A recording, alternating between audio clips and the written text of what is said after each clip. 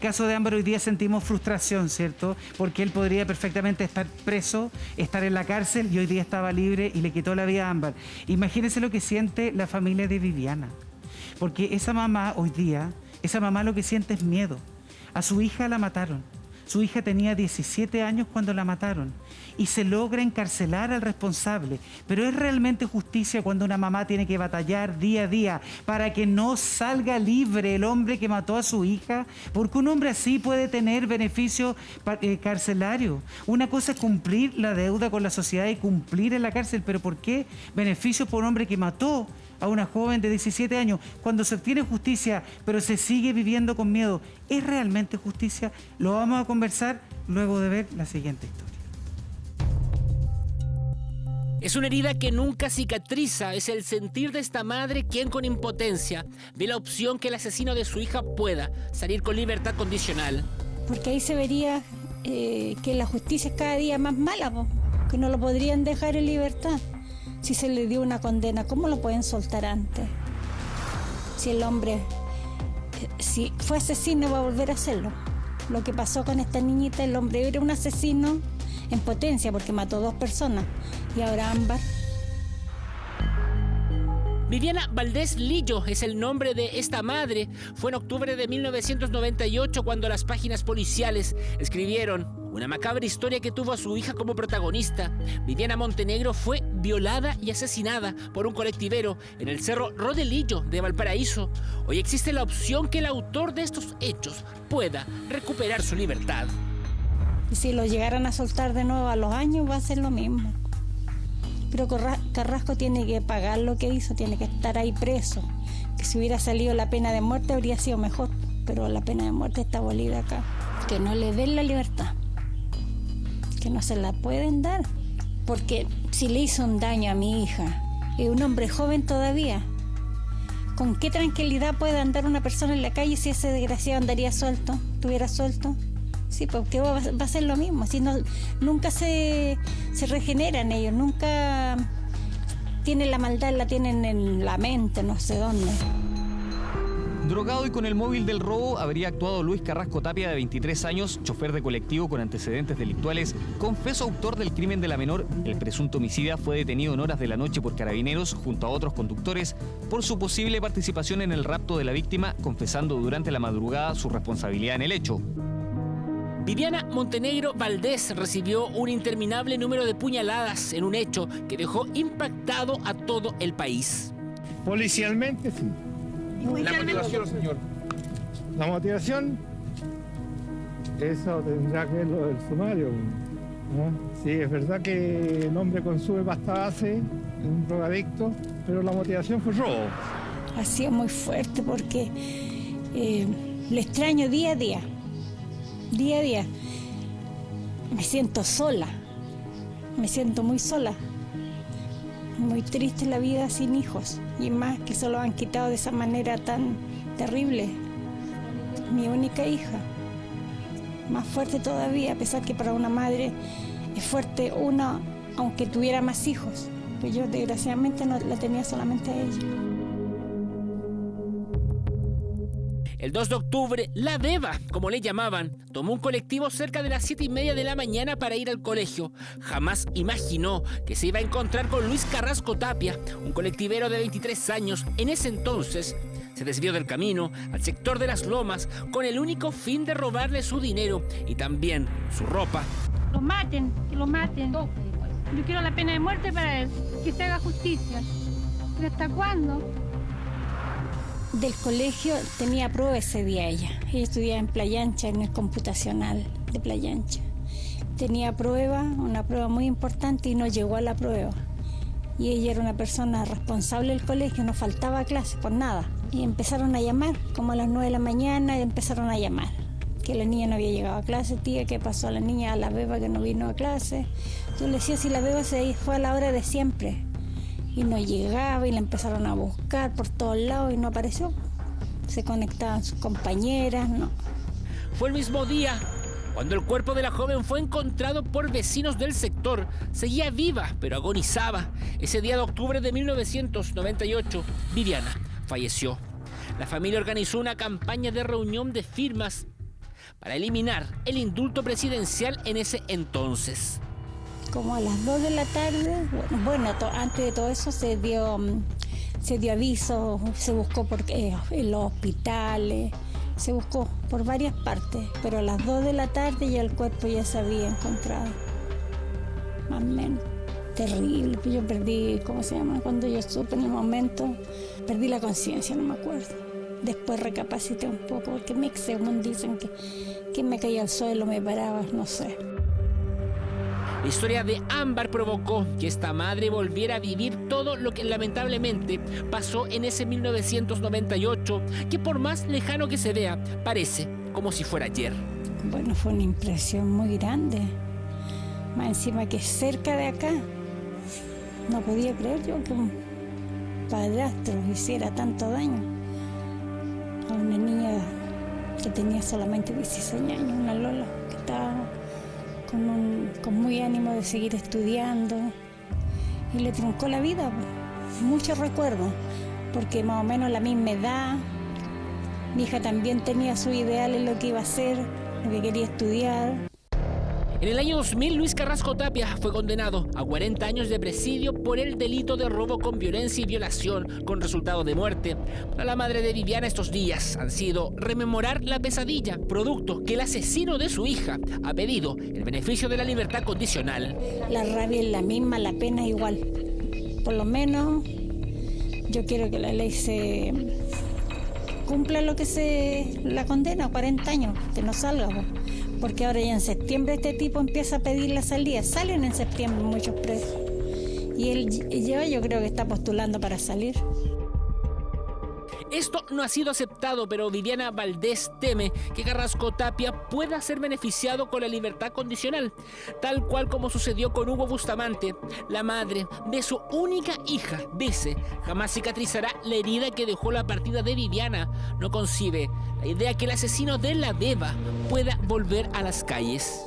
Allí el chofer de radiotaxi Luis Carrasco Tapia, autor confeso del crimen, relató los detalles del hecho que costó la vida de Viviana Montenegro Valdés, de 17 años, el 2 de octubre pasado. Luis Carrasco Tapia ha pedido en 4 oportunidades la libertad condicional, pero ha sido negada. Pero ojalá que este tipo nunca salga. No debería salir, porque él ya fue juzgado, ya fue condenado. El asesino de Viviana insistió en su libertad condicional, recurriendo a la Corte de Apelaciones de Valparaíso. 2 de los 3 jueces le negaron el beneficio, pero uno estuvo por otorgarle la libertad. Se trata de la jueza Silvana Donoso, exactamente la misma que en 2016 dejó en libertad a Hugo Bustamante Pérez. No se lo merece. Por nada del mundo, porque el daño que hicieron a la familia, ese daño no solamente a mí, a toda mi familia, a la familia de mi esposo, que era en ese tiempo Roberto. No debe salir, no. Un daño irreparable. Esta constante petición tiene a la madre de Viviana con el miedo a que el 25 de septiembre, cuando se puede postular al beneficio de la libertad condicional, Luis Carrasco Tapia pueda nuevamente salir a las calles. Nunca lo he visto, en fotos lo he visto, pero nunca lo he visto, me gustaría tenerlo de frente. No sé, porque no sé qué le haría.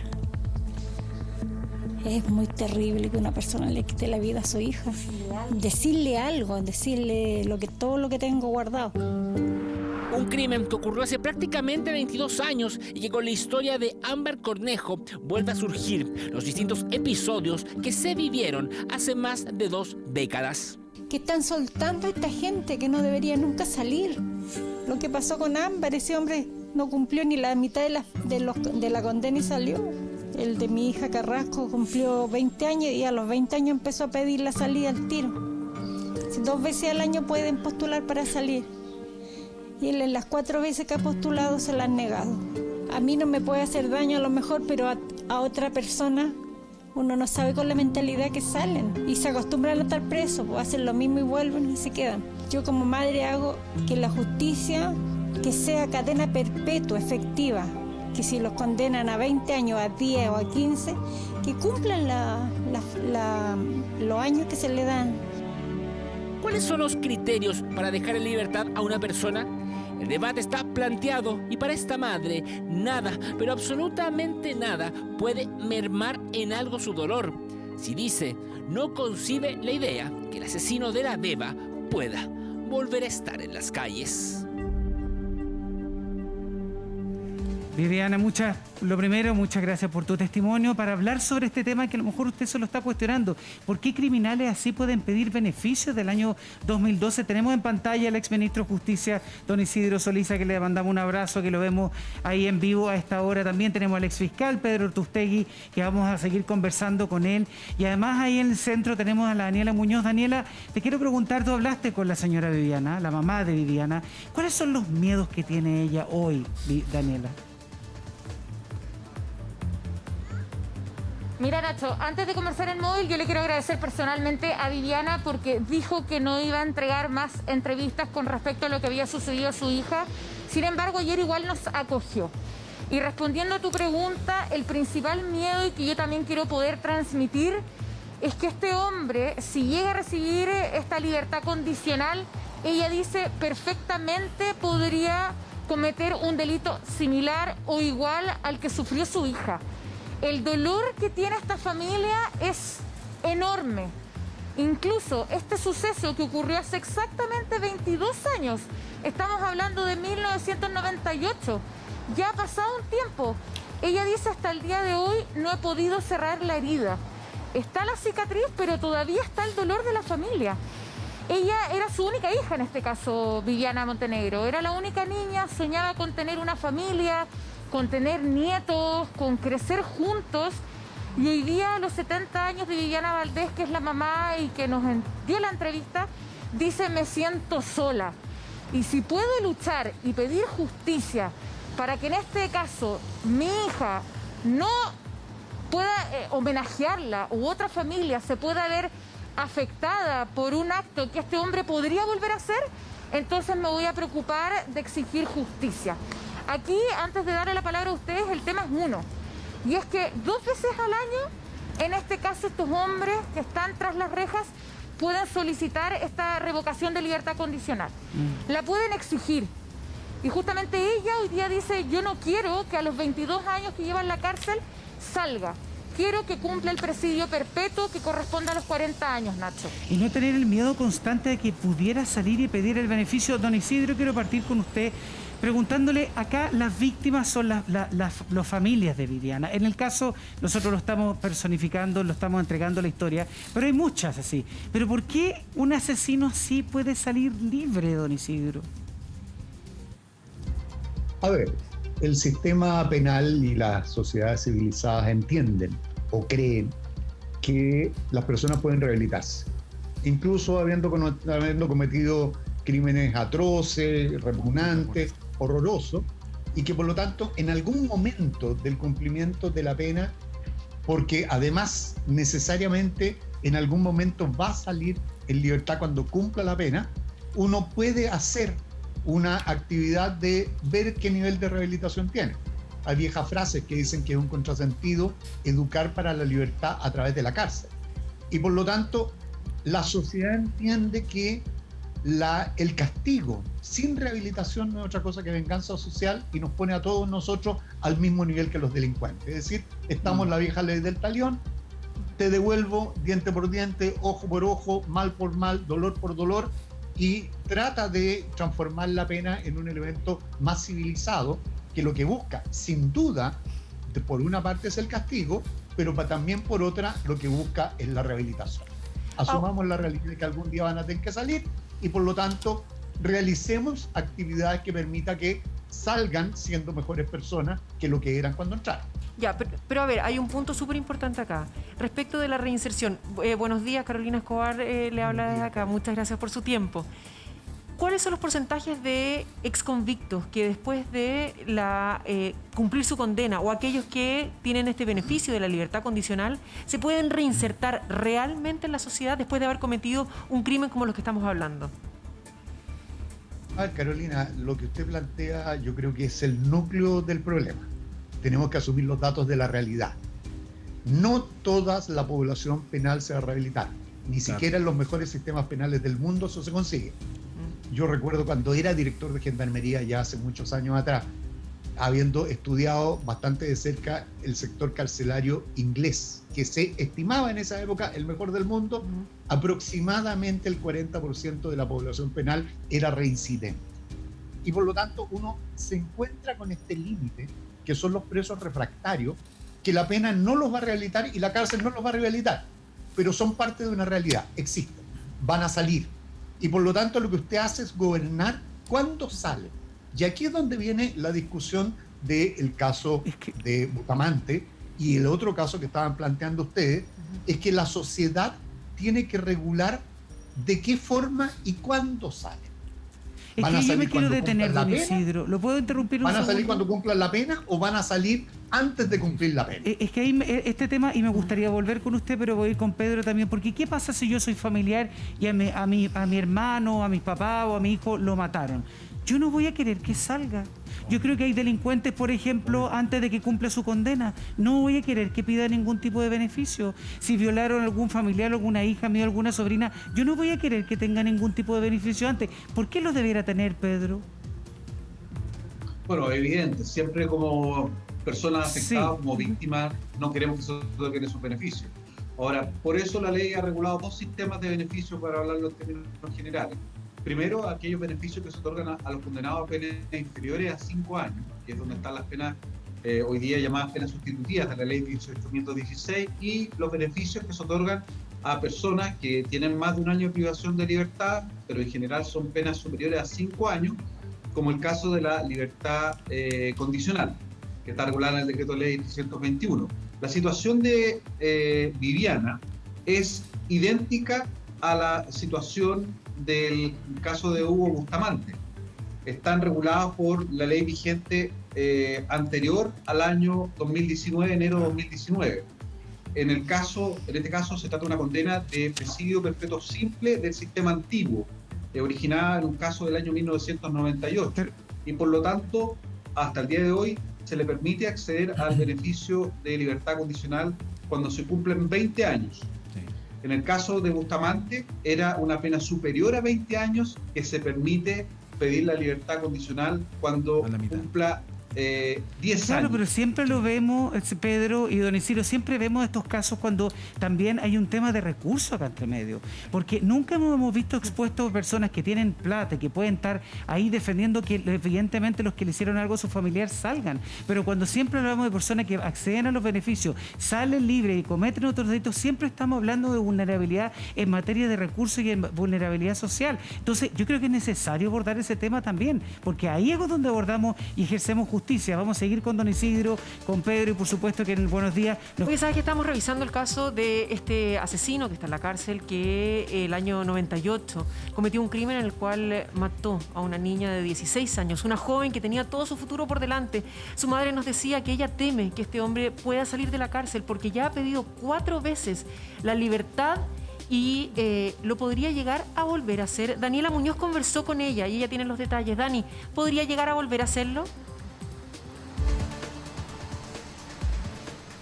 Claro, y eso es lo más terrible de esta historia, porque en este caso, en este cruel hecho, no solamente le provocó la muerte, sino que también la violó. O sea, fue un asesinato de una joven de solo 17 años en ese entonces, en 1998. ¿Qué pasa, según lo que nos explicaba Viviana y que también nos está viendo en este momento a través de la pantalla? Es que este hombre se le dio presidio perpetuo. ¿Qué quiere decir? Que su condena es por 40 años. Sin embargo, según lo que conversábamos, es que cuando esta persona cumple y sobrepasa los 20 años, que es la primera mitad, tiene el derecho de solicitar la libertad condicional. Eso, según nos explicaba ella, lo había hecho ya en 4 oportunidades. Cada año puede hacerlo 2 veces. Y es por eso que ahora el temor principal que ella tiene es el próximo 25 de septiembre, que ella le decía, Dani, ese día él va a solicitar de nuevo, claro, que su libertad en este caso se pueda entregar o pueda quizás lograr esta libertad dominical de solamente salir ese día domingo. Entonces, quería transmitirles que en realidad el principal temor que tiene hoy en día esta mujer de 72 años es que si él sale pueda volver a cometer el mismo crimen y claro, no se haya podido recuperar, no haya podido recapacitar al interior de la cárcel, Carlos Nacho. ¿Por qué también Cristian Herren tiene más vínculos con el caso de Villa Alemana? Por algo muy simple y que además enciende las alertas, porque el año 2016 Luis Carrasco Tapia, el asesino de Viviana Montenegro, habría solicitado, más que habría, solicitó en el mismo año que Bustamante esta libertad condicional. Y en esa oportunidad la Corte de Apelaciones, con 3 magistrados, 2 de ellos rechazaron, negaron esta solicitud. Sin embargo, la misma jueza que actualmente hizo noticia por entregarle la libertad a Hugo Bustamante, hizo lo propio en esta época con Luis Carrasco Tapia.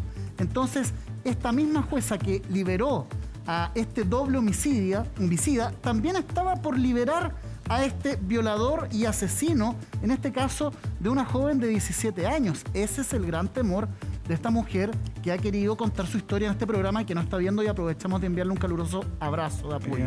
Claro que sí. ¿Sabes qué, Cristian? Además había dejado planteado, Nacho, el tema de la vulnerabilidad. El hecho de que no, aparentemente, puede ser que una vez que se da el juicio, que no todos tienen la misma defensa, que no todas las mujeres, por ejemplo, pueden llegar a tener en este caso la misma protección, porque es bien diferente la situación de vulnerabilidad en la cual queda la señora Viviana, que dice, claro, y si él llega a salir, yo me lo topo en la esquina o yo me lo tomo un poco más allá, ¿quién me va a proteger a mí? Y preguntarle en ese sentido al exministro Solís y así también al exfiscal Pedro Ortustegui, ¿cuál es la situación en la cual quedan las víctimas y qué tan vulnerable es la situación de ellas dependiendo de dónde viven, de dónde están, de cuáles son las redes con las que tienen? A ver, yo quisiera dar a lo menos un mínimo de tranquilidad respecto de la discusión de este caso en particular, porque la situación del 2016 a hoy día ha cambiado. Sí. Ustedes han usado indistintamente una palabra, dos palabras, indistintamente, a pesar de que significan cosas muy diferentes una de otra. Han hablado indistintamente de beneficios o de derechos. Y la verdad es que aquí hay una diferencia que es radical, porque los beneficios se conceden, los derechos se reconocen, los beneficios efectivamente se conceden, pero los derechos se garantizan y se reconocen. Y por lo tanto hay un mundo de diferencia de si esto es un beneficio o un derecho. El problema del año 2016 estuvo centrado en que hubo una modificación a la Ley de Libertades Condicionales el año 2012 que cambió, y voy a explicar, si estos son temas súper difíciles. Sí, es súper bueno que nos explique, por favor. Le pido 4 minutos de y como docente que usted también, por favor, explíquenos. 4 minutos de su tiempo. Ya. ¿Cuál era el sistema hasta el año 2012?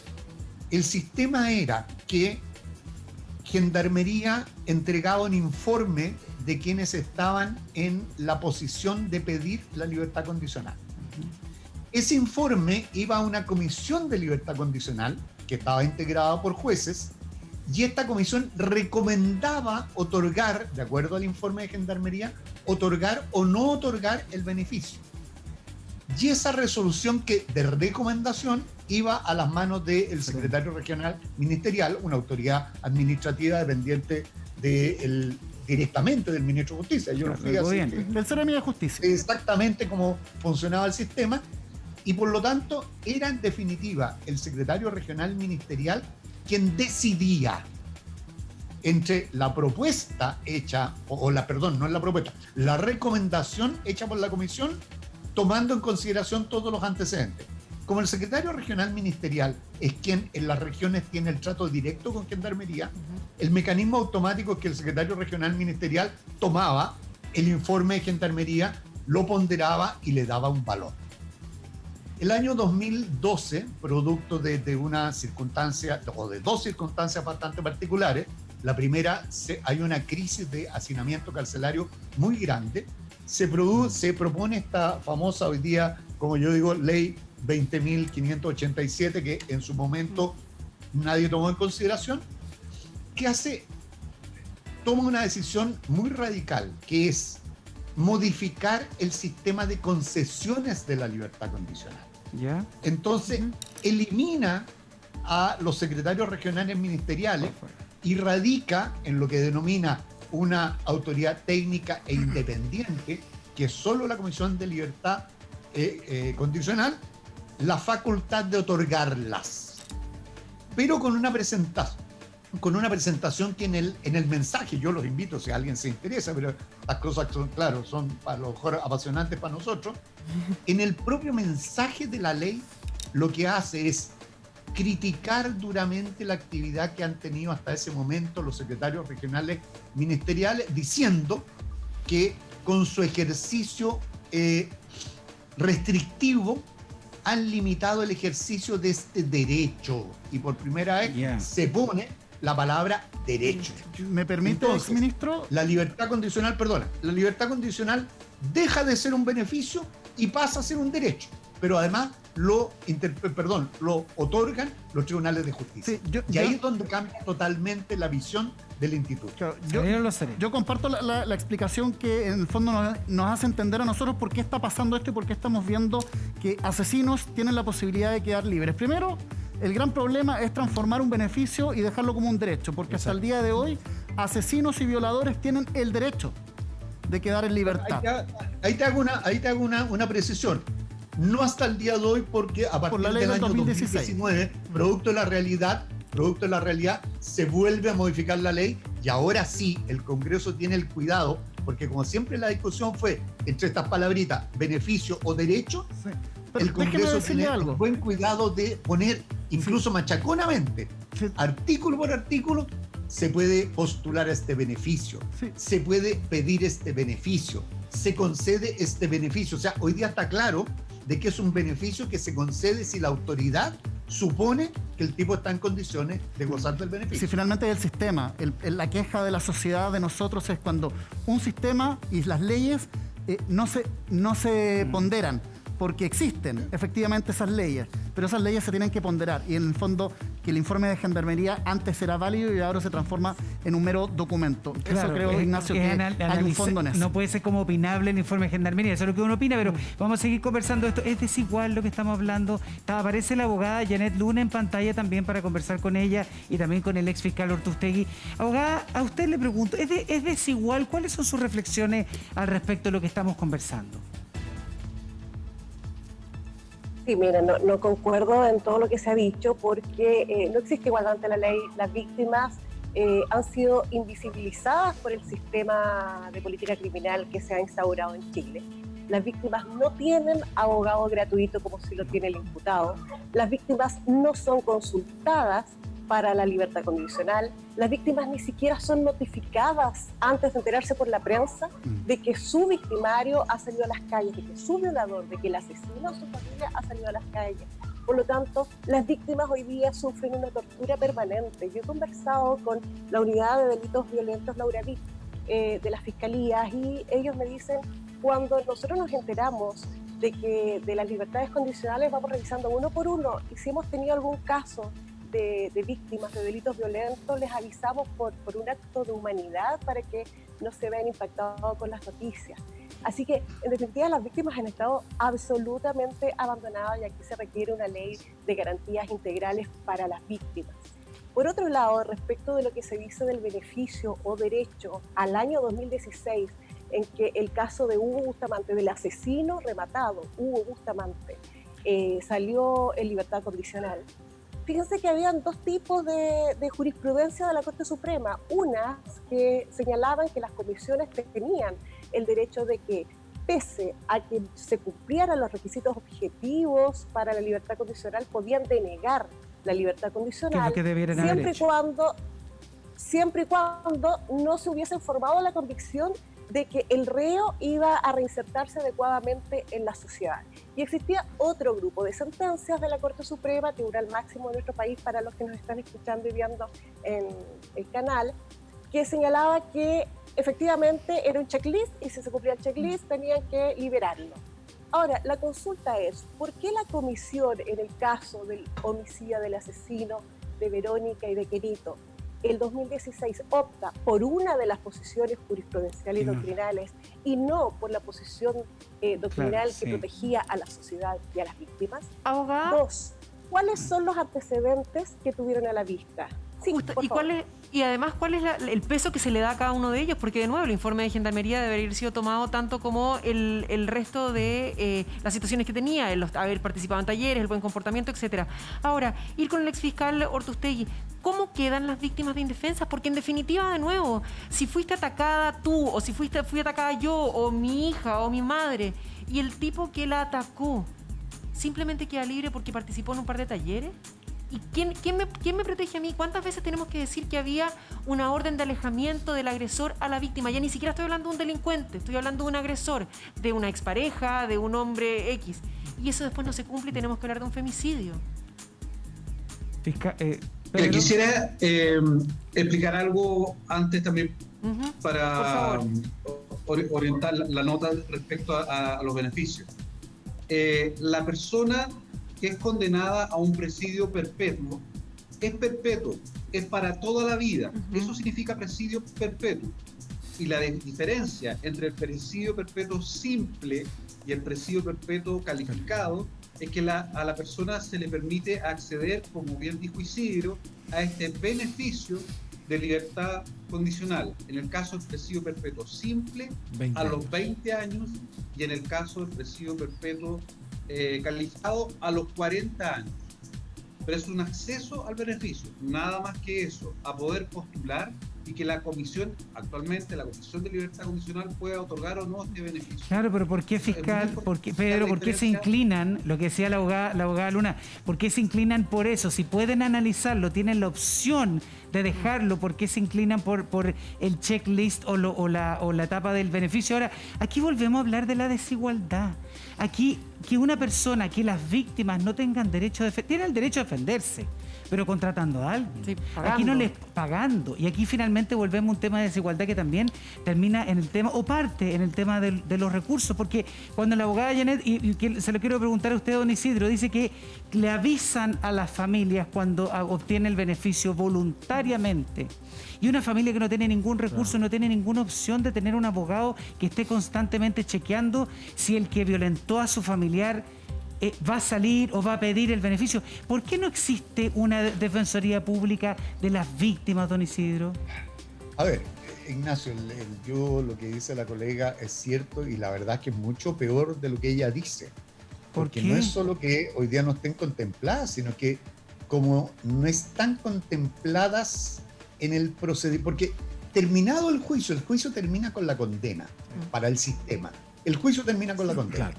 Y desde el momento en que se dictó ya la sentencia de término, los intervinientes simplemente no pueden participar en la etapa de cumplimiento de la condena. Entonces te quiero decir que hay una cosa que es mucho más violenta todavía.